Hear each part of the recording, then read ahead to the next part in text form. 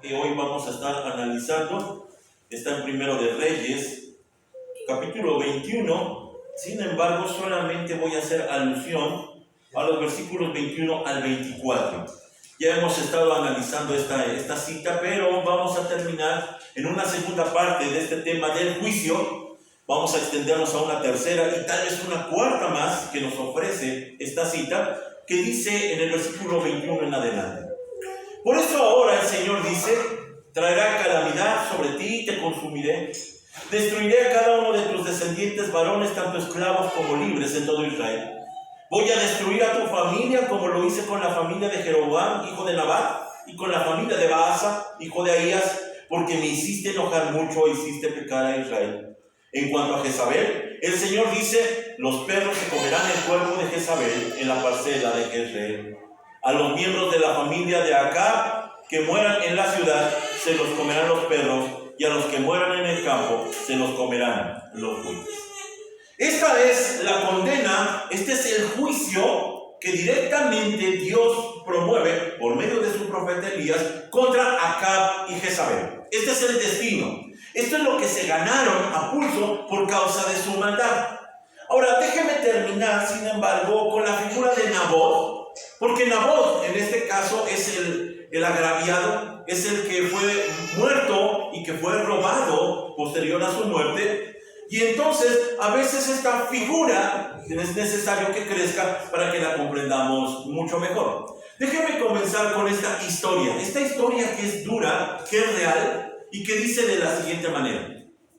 En el año 1555, Inglaterra vivía tiempos oscuros.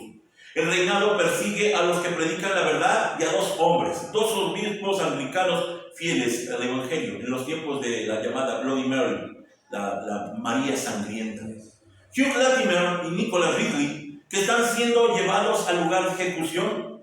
Su crimen: no vender su conciencia, no firmar su retracción, no cambiar la verdad por la comodidad. Un funcionario con voz diplomática se acerca y les suplica: si firman, vivirán.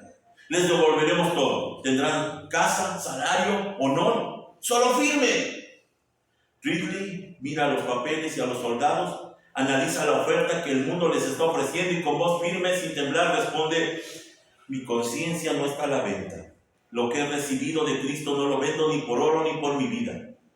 Entonces los soldados atan a los dos, colocando espalda con espalda en medio de una pila de leña seca. El verdugo enciende la antorcha, el humo comienza a subir y de pronto el fuego alcanza los pies de Ridley. La llama le toma las piernas, le quema la túnica, su cuerpo se convulsiona, el dolor es insoportable, se escucha un grito. Ridley, con su cuerpo quemado, grita, un grito largo, profundo, no de cobardía, sino de carne que se niega a traicionar al cielo. En ese momento, Latimer, viejo y encorvado, con su rostro también quemándose, levanta la voz desde las brasas y grita con una fuerza que no viene del hombre, sino del espíritu: sé valiente, hermano Ridley, sé valiente, porque hoy encenderemos una antorcha en Inglaterra que jamás se apagará. Esta historia, que puede conmovernos, es la muestra de lo que sucede cuando alguien se compromete verdaderamente, no solo con los principios, sino con Dios. Las consecuencias se pagan. Y la primera lección que podemos aprender es que Nabot, que tampoco vende su conciencia, no vende su heredad, paga el precio de su fidelidad. Y la lección es: siempre la fidelidad tiene un costo. Nunca es gratis. Siempre tiene un costo. Puede ser que seamos mal vistos, puede ser que seamos señalados, difamados, puede que seamos burlados, pero siempre tiene un costo la fidelidad. Y entonces, mirando el caso de Nabot, que por causa de su fidelidad tiene que pagar con su vida, la pregunta es: ¿y qué pasa con Acab y con Jezabel? Porque ellos fueron los promotores de este homicidio, fueron los promotores también de este robo. Acab también tiene que enfrentar su responsabilidad, y de esto vamos a hablar. La condena de sus actos, la condena de lo que ellos provocaron y que hicieron enojar a Dios y que promovió el juicio por medio de su profeta Elías. Lo primero que vemos es que directamente quien enjuicia es Dios.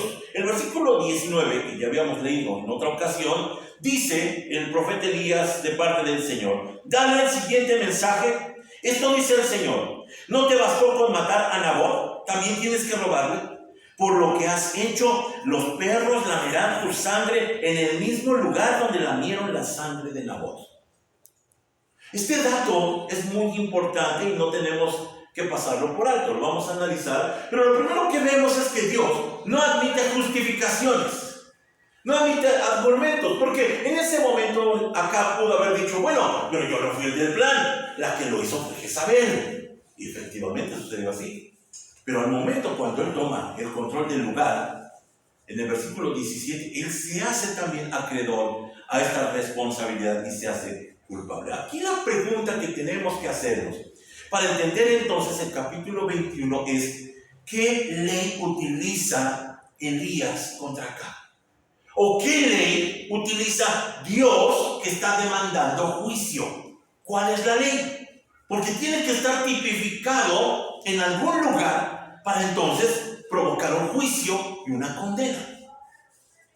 Para que nosotros entendamos, tenemos que poner atención a esa frase estremecedora que le dice Elías: los perros lamerán tu sangre en el mismo lugar donde lamieron la sangre de Nabot.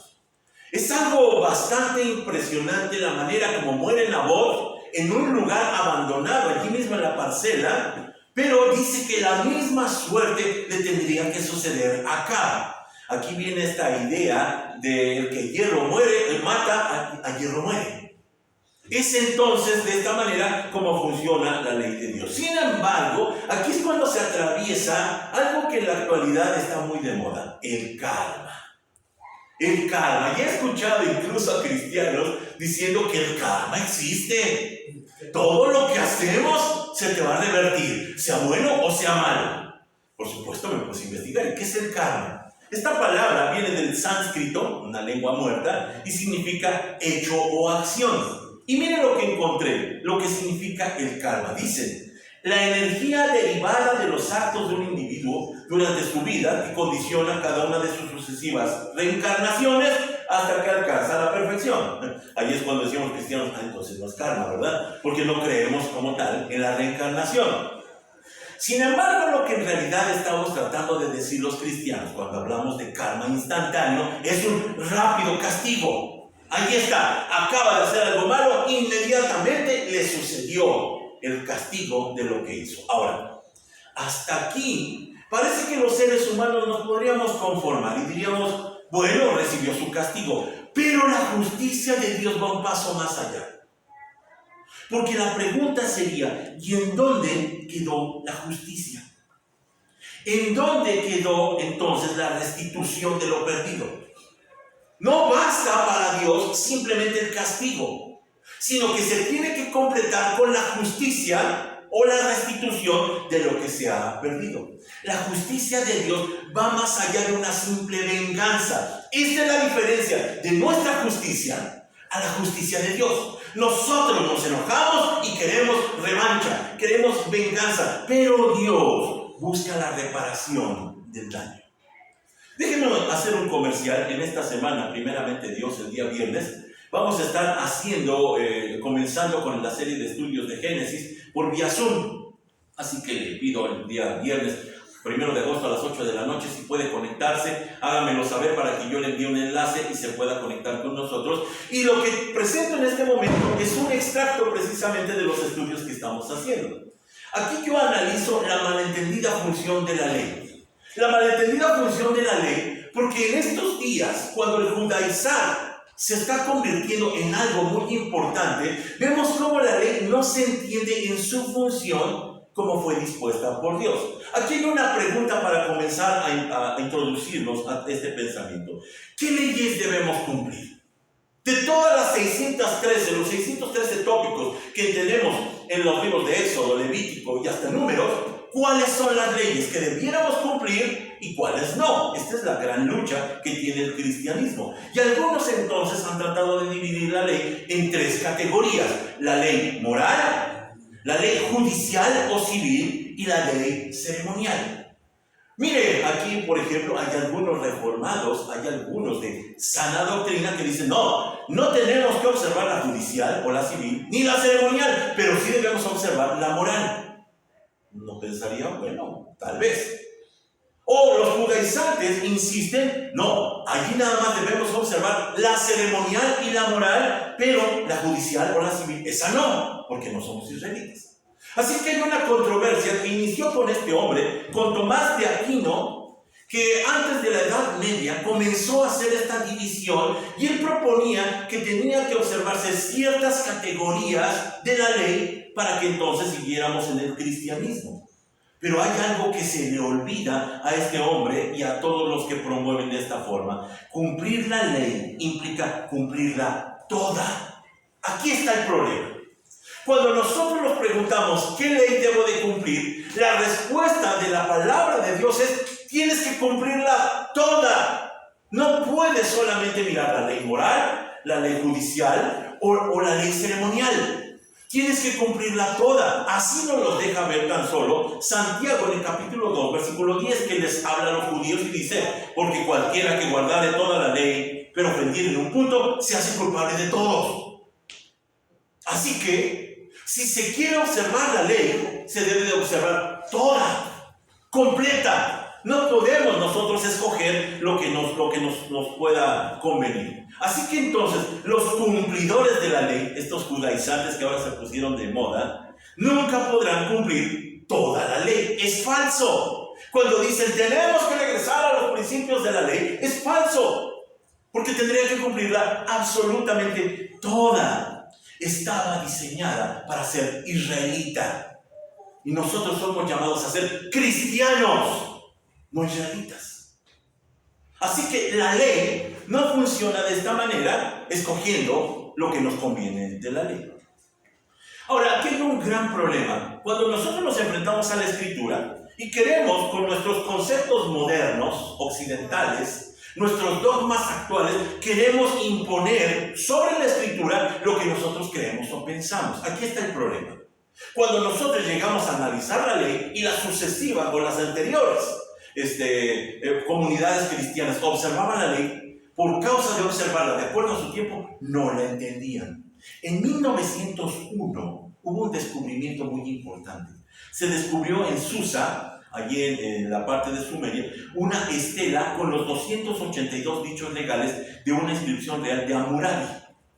Esta inscripción es muy famosa, incluso seguramente usted se acordará en los libros de texto, que fue mal llamada el Código de Hammurabi. Código trae la idea de ley, las leyes de Hammurabi, 282 dichos legales. Pero analizando los arqueólogos lo que realmente estaba pasando en la escena, ven varias situaciones. En primer lugar está Shamash, que está sentado, es la deidad de Hammurabi, es el dios de la justicia y que está extendiendo su vara y un anillo a Hammurabi para recibirlo en audiencia. Ahora, miren lo que pasa. Inicialmente los arqueólogos, cuando vieron esa escena, pensaron que era algo así como un sinónimo de lo que pasó en Sinaí. Dios entregando las tablas de la ley a Moisés. Entonces pensaron, Shamash está entregándole las leyes a Hammurabi. Pero no es así. En realidad lo que está haciendo el Dios es mostrarle los símbolos de su autoridad, en este caso el cetro y el anillo, porque el que está compareciendo ante Shamash es Hammurabi. Y esto nos hace recordar lo que pasó en el libro de Esther, ¿se acuerdan? Cuando Esther tuvo que entrar ante la presencia de Jerjes, o también llamado, como de la otra forma, Asuero, cuando se presentó, tuvo que extender el rey, el cetro, para que pudiera entrar a audiencia. Eso es lo que está pasando. Ahora, ¿qué está haciendo en esa audiencia, en este caso Hammurabi? Hammurabi está mostrando las leyes con las que había gobernado. Está mostrando un ejemplo de la forma como gobernó a su pueblo. Está en audiencia y está diciendo, yo hice esto con esta forma de pensamiento. Aquí hay un pequeño dato. Nos demuestra que no era una ley, no era un código. Aquí la pregunta es, ¿para qué fue dispuesta la ley según lo que tenemos en la Escritura? Las listas de literatura sumeria, babilonia y asiria son pedagógicas. En el caso de Hammurabi, sirve como informe de responsabilidad a los dioses. Es decir, está dando cuentas a su dios, a Shamash, y está diciendo, esta es la manera como yo goberné, porque así tenía que hacerlo delante del dios de la justicia. Aquí los encargados de los reinos estaban comprometidos en nombre del rey y no buscaban definir la ley. La función no era definir la ley, sino ofrecer una guía para discernir la justicia sabia que pusiera el orden y se pudiera mantener en orden la sociedad. Es decir, que los 282 dichos legales buscaban promover y demostrar la sabiduría. Miren lo que está pasando, incluso en nuestros tiempos, si nosotros nos vamos a estas localidades orientales, como los japoneses, como los chinos, como los indios, ellos promueven la sabiduría. Eso es lo más valioso de ellos. Ellos promueven el pensar, el aquilatar las situaciones, el estar tranquilos, porque buscan sobre todo la sabiduría. Así que en el caso de Hammurabi no es extraordinario. Y ojo, en el caso de la Biblia tendría que ser algo similar, de acuerdo a la manera como se manejaban las cosas en el tiempo cuando fue entregada la ley. Los 282 dichos legales se presentan como prueba de la sabiduría a gobernar. Y esto no es una lista exhaustiva. Es solamente un ejemplo de cómo gobernó Hammurabi, porque la lista solo pretende proporcionar ilustraciones de justicia y de orden, no legislar, no son ley. Lo que nosotros encontramos en el código de Hammurabi, que ni es código, sino es comparecencia de Hammurabi, es que él estaba mostrando su sabiduría al gobernar por medio del ejemplo de estas leyes escogidas que él había impuesto a su pueblo. Así que no podemos asumir que las colecciones legales que tenemos en la Biblia sean legislativas. Así no funcionaba. Por ejemplo, no contiene casi nada la ley sobre el matrimonio, sobre el divorcio, sobre la herencia, sobre la adopción. Hay muchos temas, hay muchos tópicos que no están contemplados en los 613 llamados mandamientos de la Torá. Aquí hay un ejemplo muy importante con respecto a lo que estamos diciendo, porque por ejemplo encontramos a Moisés recibiendo a toda la gente durante todo el día y viene Jetro y lo recrimina y le dice, ¿por qué estás haciendo esto con la gente? ¿Se acuerdan? Y le dice, deberías de dar a otros más el desplazar esta autoridad para que también lo atiendan. La pregunta es, ¿que no ya estaba la ley? ¿Que no se sabía ya lo que tenían que hacer? No. Porque aquí lo importante era la figura del juez. El juez debía ser sabio y las leyes fueron dadas no para legislar, sino para provocar la sabiduría. Eran comunidades, o debían ser comunidades sabias. La Torá entonces, o la llamada ley, como las listas legales del cercano oriente, encarnan la sabiduría y no establece una legislación.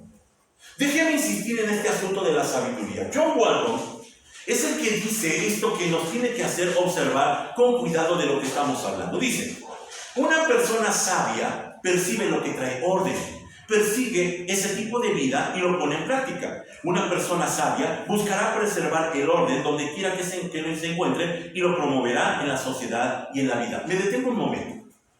Un hombre sabio no necesita cumplir leyes. Está sobre las leyes. Es un hombre que no tiene necesidad de que le digan lo que tiene que hacer y lo que no tiene que hacer. Sigo leyendo.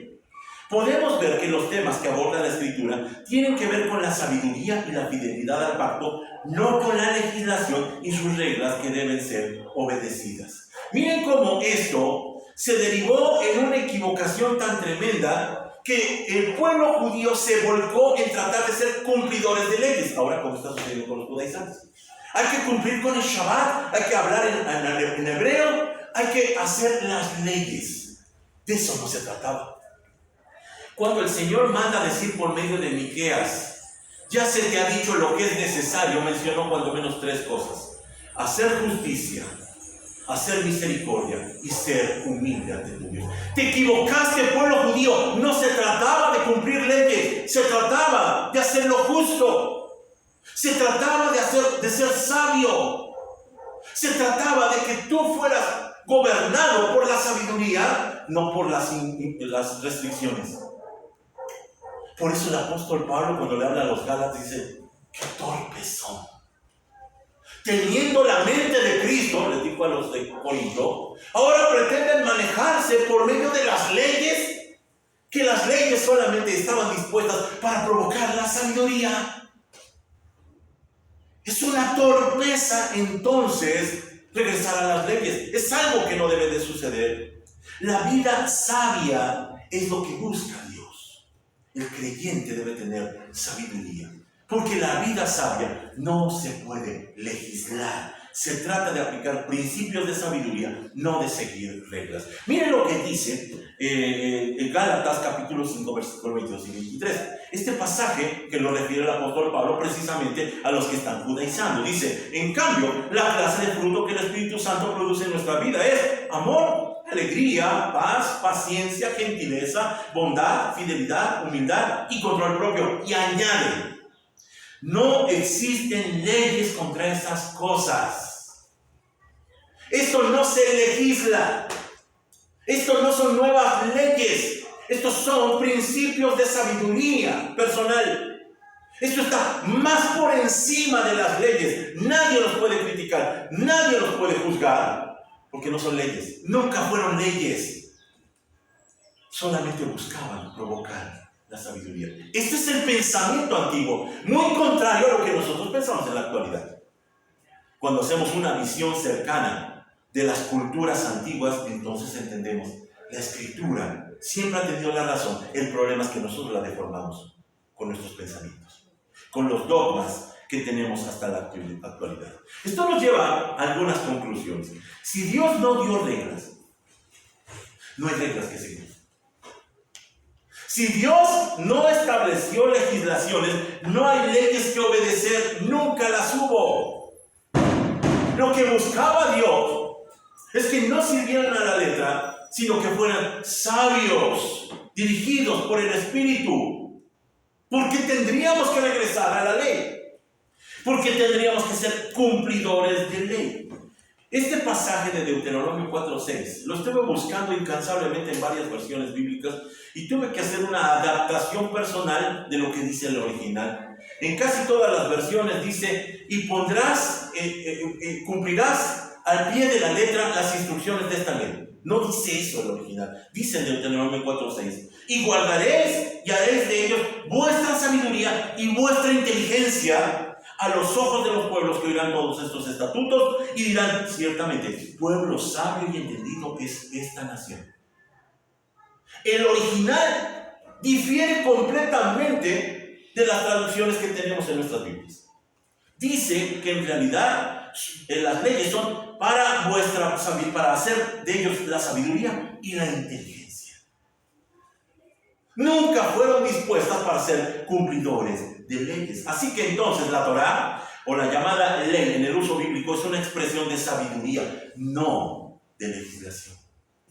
Nunca se buscó que fueran cumplidores de ley.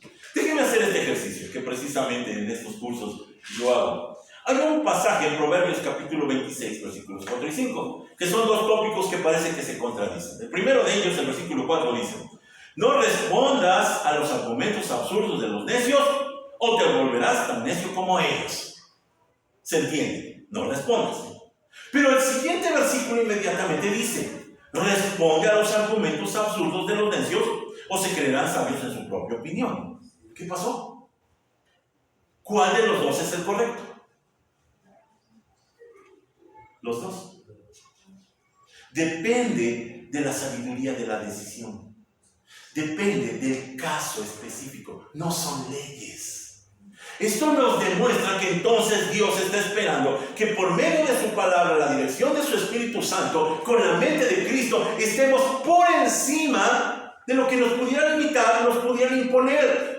Se busca que seamos sabios, no cumplidores de leyes, no moralistas, como sucede en la mayoría de las cosas. Ahora, ¿esto por qué lo estamos diciendo si estamos hablando de acá? Déjenme presentar este punto: la restitución de la justicia. Es que el precedente de la muerte injusta de Nabot, que había sido vilipendiado, había sido puesto en un juicio que no era correcto y muerto por consecuencia, condicionaba la muerte de Acab y de Jezabel. Es decir, la manera como murió Nabot tenía que ser comparable a la de Acab y de Jezabel. Acab, en primero de Reyes 22, un pasaje más adelante, lo vemos como muere a pesar de que pone un tramposo plan en donde le dice a Josafat, que lo está acompañando: tú quédate vestido con tus ropas reales, yo voy a entrar a la batalla vestido como cualquier soldado. Efectivamente, las tropas sirias persiguen en ese momento a Josafat, pero se dan cuenta que no es él y lo dejan en paz. Pero entonces sucede lo que dice el capítulo 34 del capítulo 22, perdón, versículo 34, capítulo 22. Un soldado arameo disparó una flecha al azar hacia las tropas israelitas e hirió al rey de Israel entre las uniones de su armadura. Miren qué cosas. No se puede escapar de la demanda del juicio de Dios. Y dice más adelante: así que el rey murió y llevaron su cuerpo a Samaria, donde lo enterraron. Después lavaron su carro junto al estanque de Samaria y llegaron los perros y lamieron su sangre en el lugar donde se bañaban las prostitutas, tal como el Señor lo había anunciado. ¡Qué escalofriante! El profeta Elías había dicho: los perros van a lamer tu sangre. Vamos a ver dentro de 8 días cómo se postergó este juicio, pero al final se cumplió. Y cómo efectivamente se cumple al pie de la letra. Ahora, ¿qué pasó con Jezabel? Porque ya leímos que dijo que Jezabel se la comerían los perros. Jezabel, ya un poco más adelante, después de la muerte de Acab, está ya reinando Jehú. Y Jehú está buscando a todos los que quedaron de la casa de Acab, a todos los herederos. Y entonces, buscando a Jezabel, dice: Jehú levantó la vista, la vio en la ventana y gritó: ¿quién está de mi lado? Entonces 2 o 3 eunucos se asomaron a verlo. ¡Tírenla abajo!, gritó Jehú. Así que la arrojaron por la ventana y su sangre salpicó la pared y los caballos, y Jehú pisoteó el cuerpo de Jezabel con las patas de sus caballos. Más adelante dice: pero cuando fueron a enterrarla, solo encontraron el cráneo y los pies y las manos. Cuando regresaron y le contaron a Jehú, él declaró: eso cumple el mensaje que el Señor dio por medio de su siervo Elías de Tisbe, quien dijo: los perros se comerán el cuerpo de Jezabel en la parcela de Jezreel. Se comieron todo el cuerpo y dejaron solamente la cabeza y las manos, al pie de la letra. La pregunta es: ¿por qué? ¿Por qué esta justicia que se nos hace un tanto rara? La restitución de la justicia de la Biblia establece la obligación de reparar el daño causado a otros, ya sea material o moral. No solamente se trata de una venganza y un castigo, lo dijimos, sino se trata de restitución. Aquí en Éxodo capítulo 22 es donde, de los versículos 1 al 15, existe un compendio, no exegético por supuesto, no exhaustivo, sería la mejor palabra, en donde algunas de las cosas se tienen que restituir cuando han sido agraviadas. Allí se dan las pautas de restitución. Solamente tomo el versículo 1 como ejemplo. Si alguien roba un buey o una oveja y luego mata o vende al animal, el ladrón tendrá que pagar 5 bueyes por cada buey robado y 4 ovejas por cada oveja robada. No era lo único. No solamente se restituía acerca de este robo, sino que además se ofreció una ofrenda por la culpa. Ese es del Levítico 7, versículos 1 al 10. Se tenía que hacer todo esto para que no fuera expulsado del pueblo. Ahora, en el Nuevo Testamento tenemos un ejemplo de esto. Tenemos el caso de Zaqueo, que dice la canción de los niños: era un chaparrito así que vivía en Jericó. Y cuando el Señor pasó por allí a un sicómoro, subió. El Señor ya le dijo entonces que bajara, que iba a estar en su casa. Y estando allí en su casa, Zaqueo es tocado por el Espíritu del Señor, seguramente por la plática de Jesucristo. Y dice entonces en Lucas 19:8, Zaqueo dice: Señor, daré la mitad de mi riqueza a los pobres, y si estafé a alguien con sus impuestos, le devolveré 4 veces más. Ahora, aquí la pregunta es: ¿decía algo la ley con respecto a la estafa en los impuestos? No. Porque aquí los cumplidores de la ley inmediatamente podrían decir: no, eso no dice la ley, por lo tanto, no lo voy a hacer. Miren cómo hay un montón de iglesias y de congregaciones súper moralistas, súper exigentes, pero como dijera Ricardo Arjona, que de su barrio la más religiosa era Doña Carlota. decía la canción, que dice que hablaba del amor al prójimo y le pochó 100 pelotes. Así son los cristianos y las iglesias. Hablan de moralismo, pero nunca hablan de amor al prójimo. Nunca se atreven al asunto de restituir o de restablecer. Aquí lo que está sucediendo con Zaqueo es que, sin duda alguna, se había dado cuenta que la ley no era exactamente cumplir al pie de la letra, sino aprender y ser sabio. Y lo que hace es aplicar la ley, a pesar de que no es el tópico que se está hablando. Como si fueran 4 ovejas, dice, bueno, si está fea alguien con los impuestos, yo lo devolveré 4 veces. Esa es una sabia aplicación de la ley. ¿Qué es lo que dice el Señor? El Señor nos deja ver, efectivamente, que consideró la restitución como evidencia del arrepentimiento. Él dice, Jesús respondió, la salvación ha venido hoy a esta casa porque este hombre ha demostrado ser un verdadero hijo de Abraham. ¿Por qué? ¿Porque cumplió una ley? No. Porque fue sabio. Y sobre todo, porque fue misericordioso. Eso de lo que había hablado Miqueas. Tener misericordia. El Señor reclamó constantemente al pueblo, yo quiero misericordia, no holocaustos. Y es que se nos ha olvidado que la restitución no solamente es devolver lo robado o lo dañado, sino también tiene la intención de buscar la reconciliación de quien se ofendió.